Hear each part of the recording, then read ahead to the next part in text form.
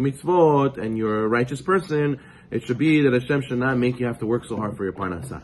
If so, if he says that's the truth, then why do we see sometimes righteous people, they have to work hard for the parnasa? Seemingly, they should all be prospering and getting the parnasa very easily. So he said a few reasons. Number one, he said because maybe this guy who was a tzaddik in general, he just did a grech, he just did a sin, and now that he has to work hard for his parnasa is because there's kapara for this sin right now.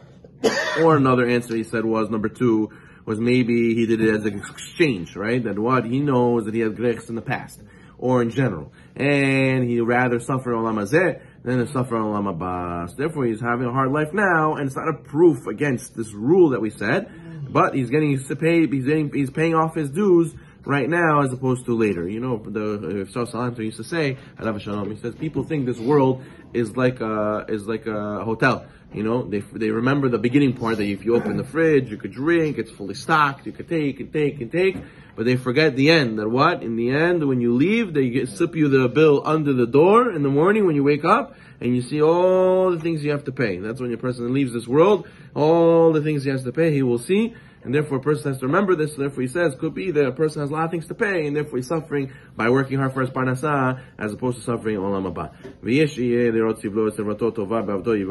Some people, what is the point? The point is that what? Hashem makes it that this righteous person, he suffers and he works hard for his parnasa, and he still serves Hashem as a lesson to other people, in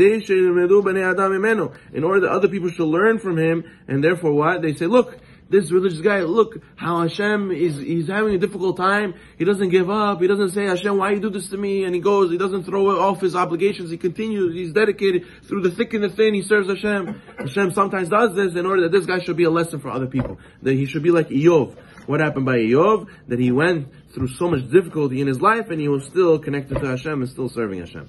Number 4, sometimes due to the wickedness of the people's generation. And therefore what? Therefore, sometimes even in a case where it's clear the wicked will not learn from the righteous person, but still Hashem will test them with poverty and illness in order to show his piety and to show how much the tzaddik is compared to the people around. Number 5, and sometimes sometimes it's because, you know why the righteous person is also liable? It's because he is righteous, but he is not righteous enough because he did not rebuke the people of his generation. The people around him are doing a lot of bad things, and he's quiet. He says, "Oh well, I'm religious. Well, I'm not doing anything wrong. Let them be." No, the person has to know that it could be that you will have to suffer as suffering for a parnasa because the people around you did not say anything, and whoever could say something, he doesn't say anything. It's as if they did the same thing. So therefore, he says, like Eli Cohen, his sons. What happened? The Torah says, Chazal tell us that they got punished. Why did they get punished?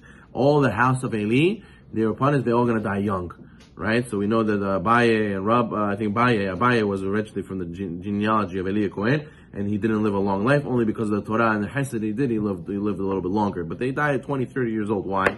Because the Torah says that they used to allow.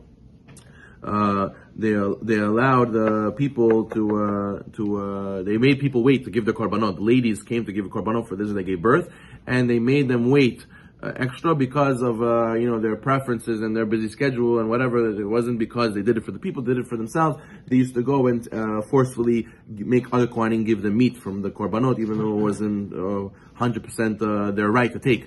And the Torah counts as if these ladies who were not able to give their korban on time, they had to wait around until their sons decided to accept it. The Torah counts as if they slept with them. The Torah says that they did arayo with them, even though they didn't. It's just, the Torah considers this, that they were not able to go back home to their husbands as if they slept with the sons of Eli. So you see that they did all these quote unquote bad things, but since Eli Cohen didn't rebuke them, so he is also put into their camp, and therefore his whole family got cursed that they all die young. But the point is, you see that if you could say something and you don't, it also attaches to you.